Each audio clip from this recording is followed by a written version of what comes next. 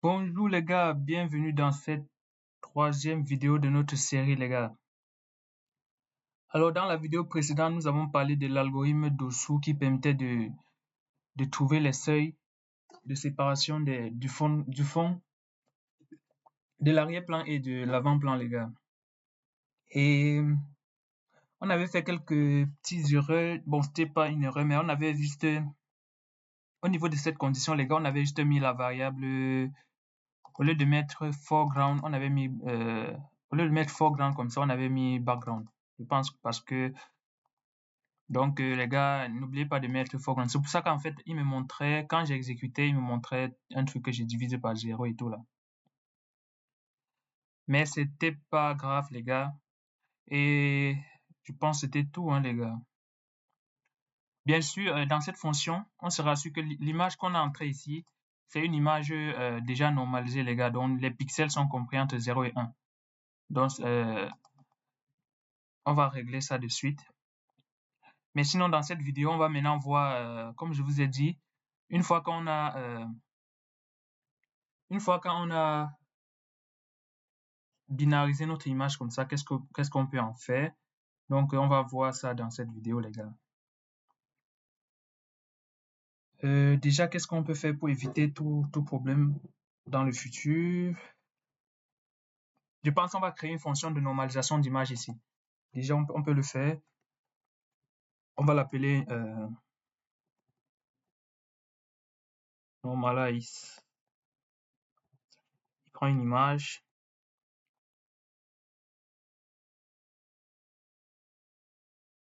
Et il normalise. Donc, il fait image. On peut appeler ça image result. Enfin, on va utiliser juste une normalisation min-max. Hein.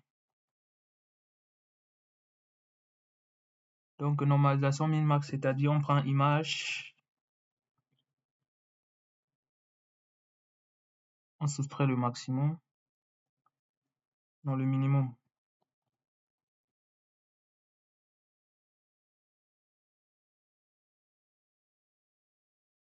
En fait, cette normalisation nous permet de nous rassurer que l'image, nos pixels sont toujours compris entre 0 et 1. Comme ça, si on a des pixels entre 0 et 255, ça va normaliser les gars. Ça, c'est juste une normalisation min-max que vous connaissez déjà. On voit ça dans un peu de partout les gars. Donc, min-max normalization. Et ici, on soustrait le minimum. Comme ça, on se rassure que les pixels sont toujours compris entre 0 et 1.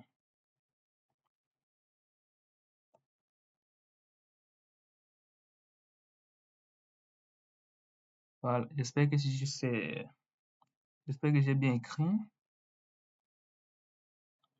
Parce qu'il ne faut pas renverser man et mix. Ici, c'est max, non? Oui, c'est max.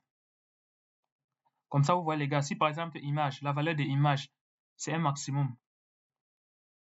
En fait, si ça vaut par exemple 255, vous voyez que ici, quand ça correspond au maximum, les gars, on a 1. Parce que ça va faire même valeur ici, divisé par ça, ça fait 1. Ça se simplifie. Par contre, si c'est 0, on voit bien que si c'est 0, ça va être négatif. S'il vaut 0, ici, on fait moins. Ah, bien sûr, si ça vaut 0, ça veut dire que c'est forcément le minimum. Donc, on aura 0. Voilà, ça marche, les gars.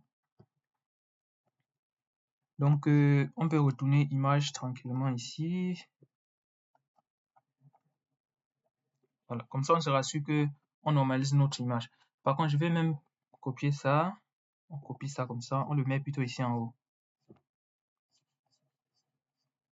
Comme ça, on le met... non, je vais créer une cellule ici. En fait, chacune des fonctions qu'on crée, on va les utiliser plus tard, les gars. Je sais pas... On le met ici. Ah, par contre, ici, c'est image, bien sûr.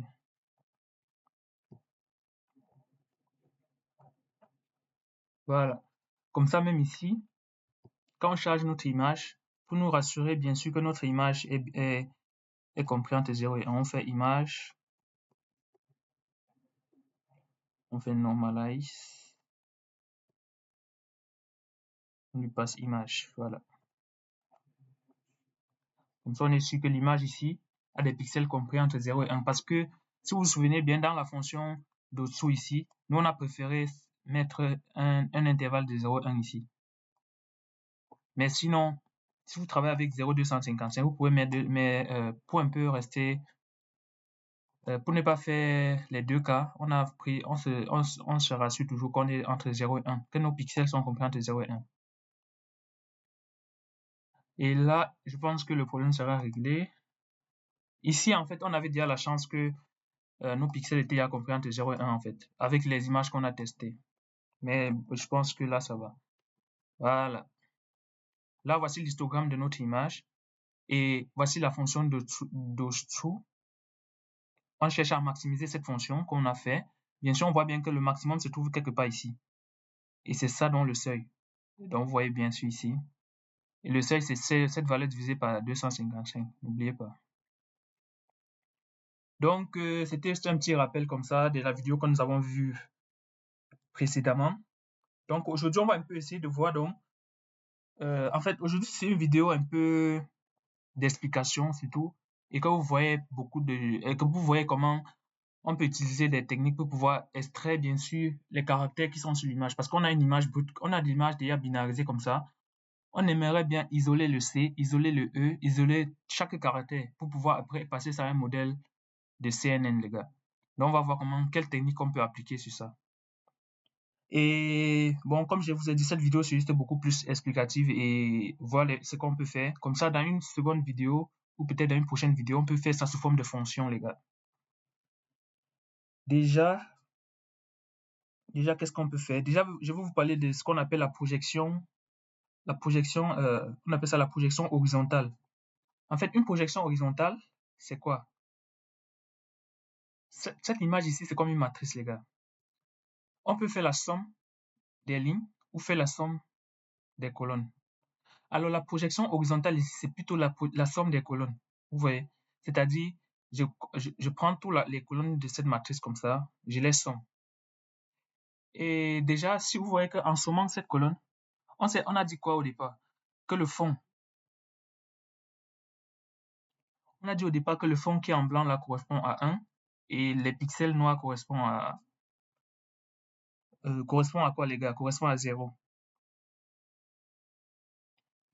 Donc, si on veut bien sûr sommer ça, déjà, je viens d'avoir une petite idée.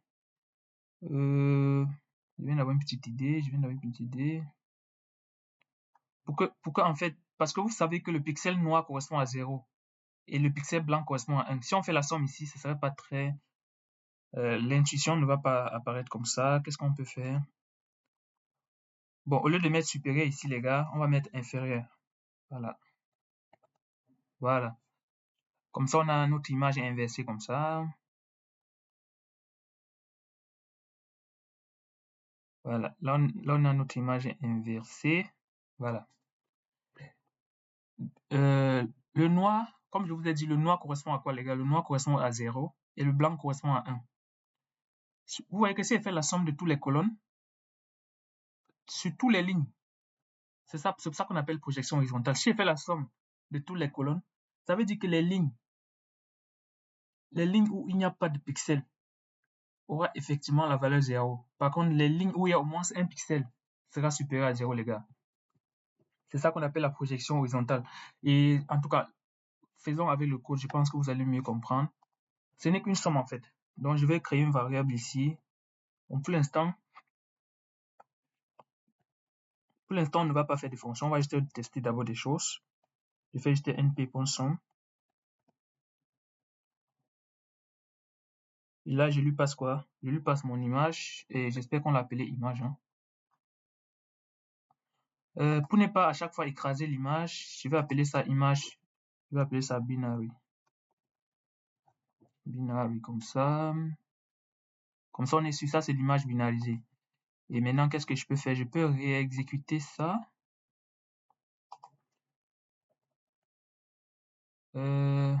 Ah ouais, bien sûr, on doit changer, on doit remplacer ici par binary. Binary. Voilà. Comme ça, on est sûr. Voici l'image binarisée ici.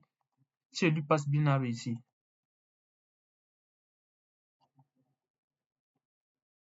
je lui précise qu'il somme suivant les colonnes. Donc, pour qu'il somme suivant les colonnes, il faut passer 1 ici. En fait, la somme suivant les colonnes, c'est quoi, les gars? C'est juste que je somme, je prends la première colonne, plus la deuxième colonne, plus la troisième colonne, ainsi de suite. Comme sur cette image. On somme juste toutes les colonnes de notre matrice. Et les gars, si vous voulez, je vous montre un exemple, hein. Supposons que voici une matrice de, qui représente notre image.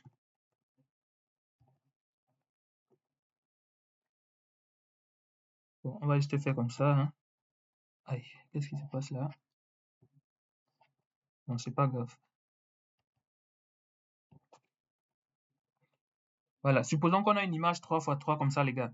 Bon, je vais mettre, je vais ici, je vais mettre 0. Je vais mettre 0 pour que ce soit plus compréhensible.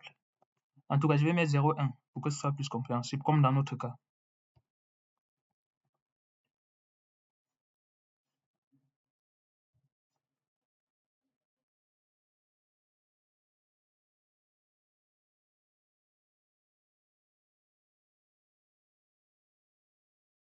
Voilà. Supposons que cette matrice représente une image binarisée, les gars.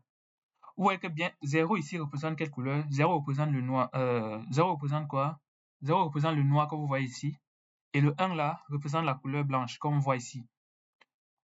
Là, par exemple, ça veut me dire que les pixels ici en haut sont tous en noir, les pixels ici en bas sont tous en blanc, et les pixels au milieu sont en blanc. Les pixels ici en bas sont en noir, les pixels au milieu sont en blanc. Vous voyez que les gars, si je fais la somme de toutes les colonnes, ici on aura quoi? Ici en haut, on aura 0 dans la première colonne. Ici on aura 1. Ici on aura combien? 3. Ici on aura 0. Maintenant, à partir de l'analyse en fait de cette somme, je peux me dire que partout où j'ai 0, en fait partout où la somme donne 0 à la fin, ça veut dire qu'il n'y a aucun test sur cette ligne. Vous voyez les gars, ici j'ai juste sommé les colonnes. Là déjà, en analysant seulement cette valeur, je devine déjà qu'il n'y a pas d'écriture ou de test sur cette ligne. Pareil sur cette dernière ligne, il n'y a pas d'écriture ou de test. Par contre ici au milieu, comme j'ai obtenu 3 à la fin, ou bien j'ai obtenu par exemple, ça pouvait être 0 ici, hein. Ça pouvait être 0 ici, les gars, et j'obtiens 2 à la fin. Mais comme j'ai obtenu une valeur qui est positive, ou peut-être qui est supérieure à 0, ça veut dire forcément, il y a eu des pixels qui représentaient du test sur cette ligne. C'est ça la projection horizontale, les gars. Bon, je ne sais pas si j'ai bien expliqué, mais bon, c'est ça l'idée en fait. Donc là, vous voyez qu'en faisant cette somme-là, je calcule, j'obtiens donc un vecteur qui contient donc ces informations-là. Déjà, qu'est-ce qu'on peut faire? On peut afficher cette vecteur-là. Vous allez voir que ce vecteur-là représente exactement notre image ici, en fait. On peut la représenter. Pour la représenter, on va se faire PLT. On lui passe plot. On lui passe projection horizontale.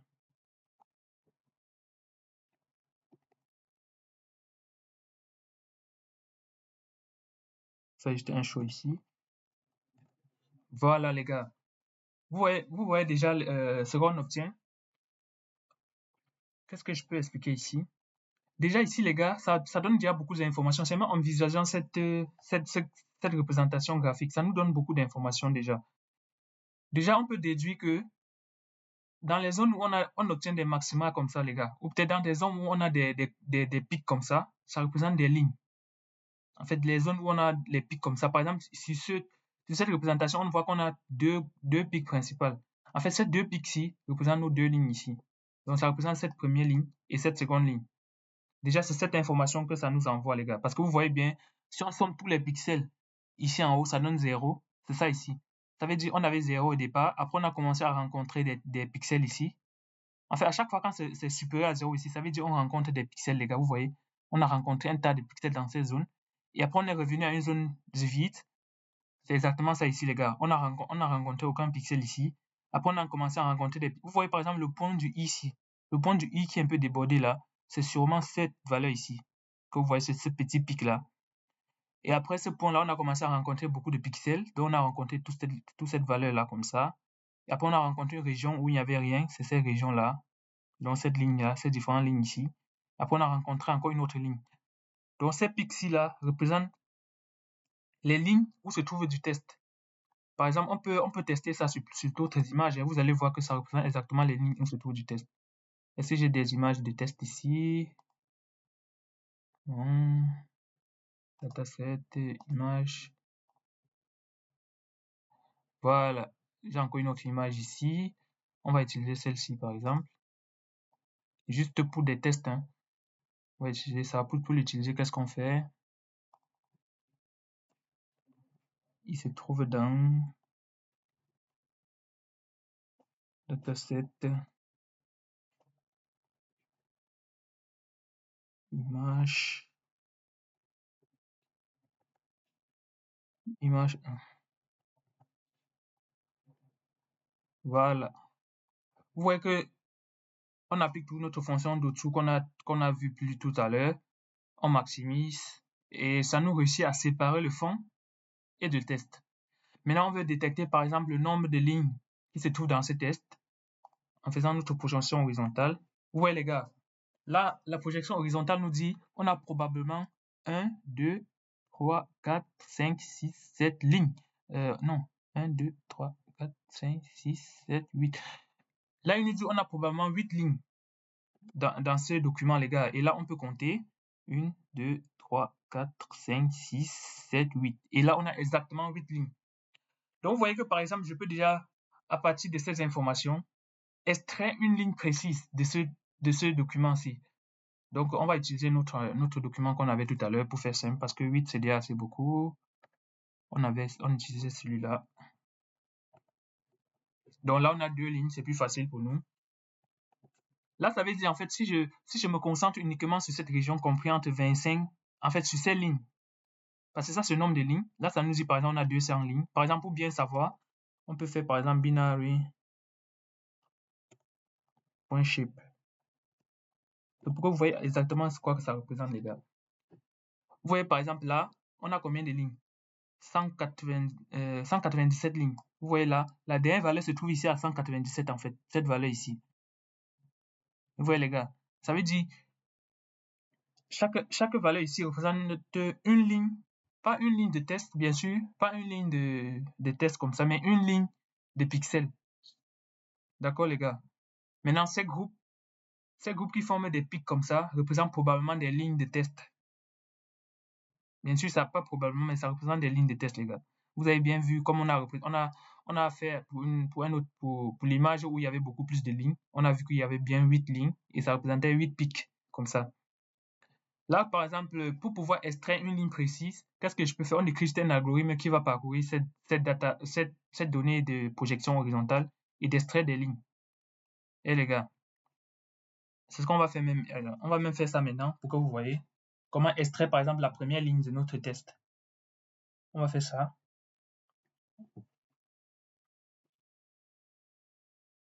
On va faire ça. Comment extraire la première ligne, les gars? Ou peut-être comment extraire toutes les lignes même. Donc, on vient ici en bas.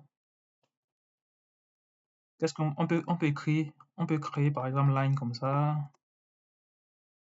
qui va contenir les informations sur ces lignes. On crée un tableau vide par exemple. On crée une condition ici. Connaître le début d'une ligne. Initialement false. Maintenant, on va parcourir en fait notre projection ici. Comme je vous ai dit, tout à l'heure, vous avez vu l'exemple que j'ai montré là, où il y avait 0, 3 et 0. Enfin, on va parcourir tout ce vecteur-là. À chaque fois qu'on est à 0, à chaque fois qu'on rencontre d'abord 0, on est sûr que on vient de commencer. En fait, on est dans aucune ligne. Mais dès qu'on rencontre une valeur qui est plus grande que 0, on est sûr qu'on vient de débuter la ligne. Vous voyez, les gars. Et la prochaine fois où on va encore rencontrer une valeur de 0, on va se dire que la ligne est terminée, comme ici. Ici, au départ, on est à 0, donc on n'est aucune ligne. Mais ici, déjà, on rencontre une valeur différente de 0, les gars. Donc, on est sûr qu'on débute la ligne. D'ici jusqu'à on continue. Ici, on ne rencontre aucun 0, on continue. Mais ici, on rencontre un 0, ça veut dire la fin de la ligne. Donc ici, avec notre algo, il va nous dire que la ligne commence là. La ligne commence là et termine là. Vous voyez les gars. Donc c'est comme ça qu'on va faire on va mettre en place cet algo là maintenant. Vous allez voir que c'est très simple les gars. Donc on va parcourir la ligne. Par contre, on va faire un enum pour pouvoir conserver la position à laquelle nous sommes.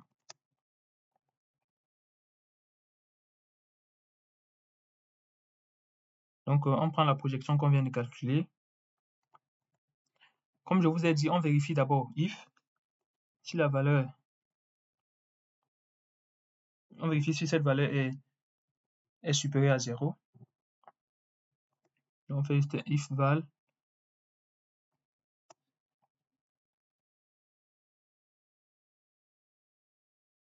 Aussi, on vérifie si on n'a pas débuté une ligne, ou bien si on a débuté une ligne.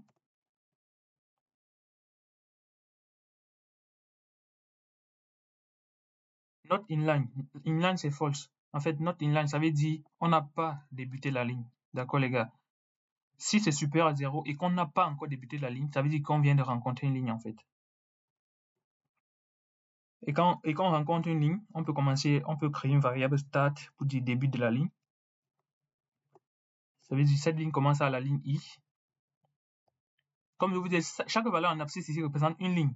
D'accord, les gars? Une ligne de pixels. Il faut bien faire la différence entre ligne de test et ligne de pixels. Et là, quand on rencontre une ligne, il faut qu'on passe notre inline à true.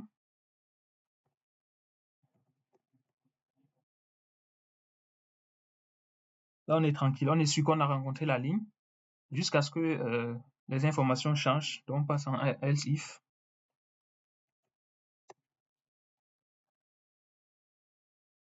On peut directement prendre if val égale à 0. Hein. C'est pour dire que s'il rencontre un 0, qu'est-ce qu'il fait? On vérifie aussi si.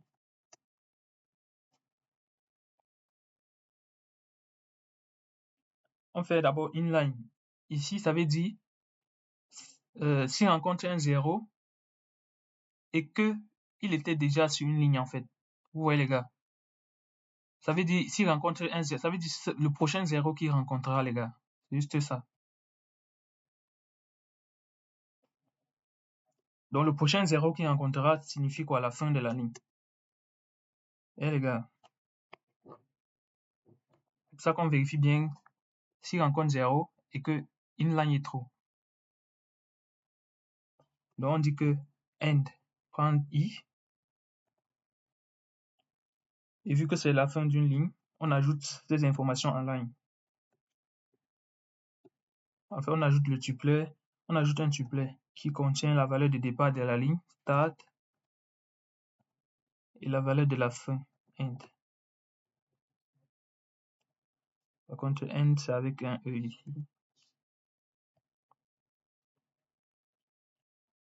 Et dès qu'il ajoute, il se dit que il n'est plus dans la ligne.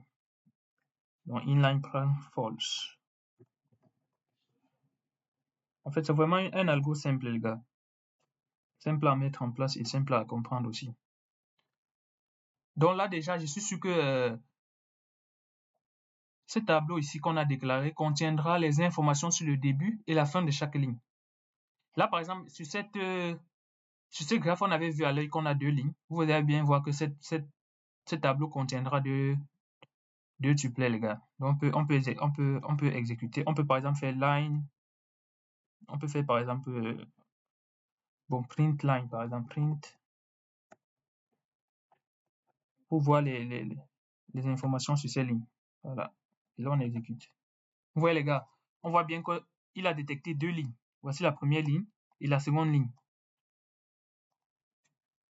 Et les gars, et en fait, c'est ce principe qu'on veut on va mettre plus tard dans notre pipeline, les gars. Parce qu'il faut que quand l'image arrive, quand on scanne une image, qu'est-ce que ça fait? On binarise l'image en entrée. On se rassure qu'on a le test ici. On a mis le test en quoi? On a mis le test en blanc et l'arrière-plan en noir. On se rassure qu'on a ce format-là. Et après, on extrait chaque ligne. Pour extraire chaque ligne, voilà un algo qui fait déjà ça qu'on a vu. Et après avoir extrait chaque ligne, qu'est-ce qu'il faut faire? Il faut extraire chaque caractère aussi. Et après avoir extrait chaque caractère, là, il faut maintenant envoyer caractère par caractère à un modèle de traitement d'image, un modèle CNN, les gars, qui va classifier ces caractères. Il dit ça c'est un A, ça c'est un B, ça c'est un C. Et après, on va faire quoi par derrière? Regrouper ces caractères pour former le test. C'est ça en fait. Mais pour l'instant, on est encore au départ. On traite d'abord ces images, les gars, vous allez voir. On va faire pas mal de choses. Donc déjà, avec ces petites mises en place, seulement en utilisant la projection horizontale ici, on réussit à détecter qu'on a deux lignes dans notre image. Et bien sûr, on réussit bien à détecter le départ de chaque ligne et la fin de chaque ligne. Ici, il nous dit la première ligne commence à 17 et finit à 68. Vous voyez bien ici, on est bien à 17 quelque part ici, et ça finit à 68 ici. La seconde ligne commence à 100, peut-être 110. Vous voyez, 110 et finit à 175. Donc on est tranquille, les gars. Si vous avez autant de lignes ici, il va détecter, les gars. Et aussi, c'est pour ça qu'on fait une binarisation au départ. Si notre image n'est pas binarisée, on ne pourra pas savoir que 0 représente l'arrière-plan ou que 1 représente le test, les gars. Parce que on aura beaucoup de bruit ici et ça serait impossible de détecter en fait. Donc là, on a détecté notre test. Qu'est-ce qu'on peut faire? Pour même faire bien, on peut afficher les lignes qu'on a détectées même pour que vous voyez. Je pense qu'on va afficher. Afficher ça, c'est simple. On peut faire un for ici. For line, inline. Comme ça, oui. Qu'est-ce qu'on fait? On extrait la ligne de notre image. Pour extraire la ligne, c'est simple. On va créer une nouvelle variable. On va appeler ça ligne comme ça pour ne pas confondre. N'oubliez pas, on avait binary qui était notre image binarisée. On veut maintenant extraire chacune des lignes qu'on a détectées. Donc on fait juste line. Bien sûr, line c'est un triplet. On prend la première valeur jusqu'à line end. Donc jusqu'à la fin, qui est 1. Ça, c'est le nombre de lignes qu'on prend. Et on prend toutes les colonnes. Maintenant, qu'est-ce qu'on peut faire? On peut faire un plt.imshow.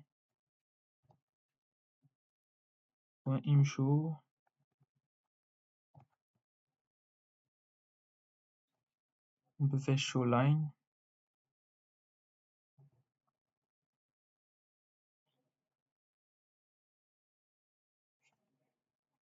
Voilà, on peut faire ça comme ça. plt.show.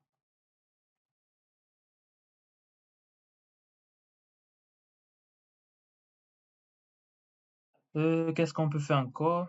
En tout cas, c'est tout, hein, les gars. C'est tout. On peut exécuter. Hein. Voilà. Voilà, les gars. Là, ça veut dire on a réussi à segmenter notre image. On a réussi à extraire une ligne précise. Vous voyez là, les gars, ça extrait exactement la ligne. Et vous voyez bien, c'est le début de la ligne, la fin de la ligne. Vous voyez exactement le P ici, à la fin du P là. Ça me trace la fin du P. Ici, vous voyez le début du I là. C'est exactement ça, les gars. Donc là, on réussit à extraire, à partir de notre image ici, on réussit à extraire chaque ligne. Par exemple, faisons la même chose pour une image où il y avait beaucoup de tests.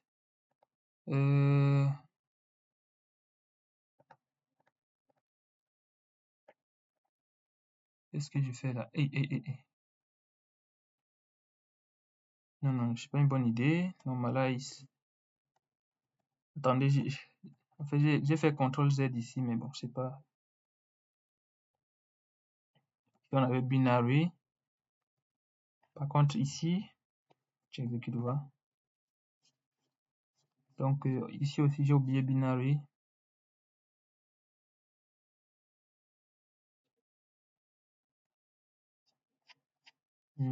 Par contre, ici, on n'a pas mis supérieur. On a mis inférieur. Voilà. Je voulais en fait changer l'image pour que vous voyez comment on extrait. Ici, je voulais mettre data.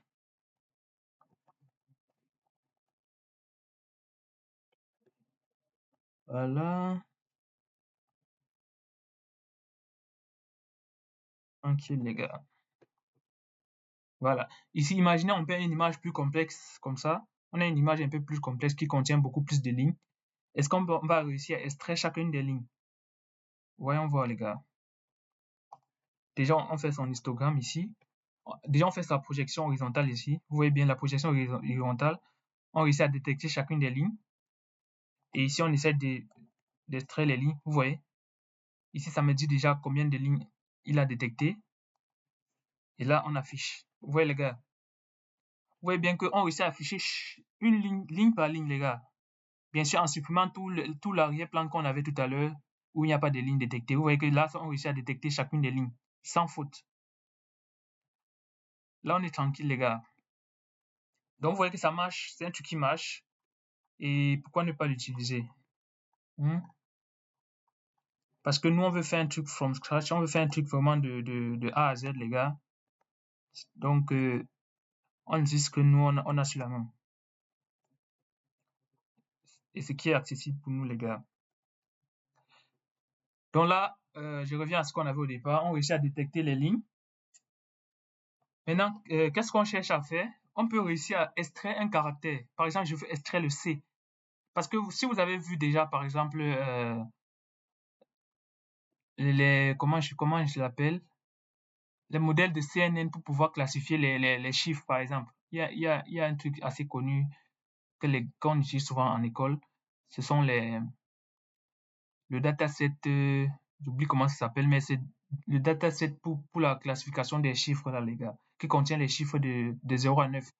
Et là, vous créez juste un modèle de classification, que ce soit de régression logistique, que ce soit un modèle CNN qui va classifier les chiffres. Vous voyez, les gars.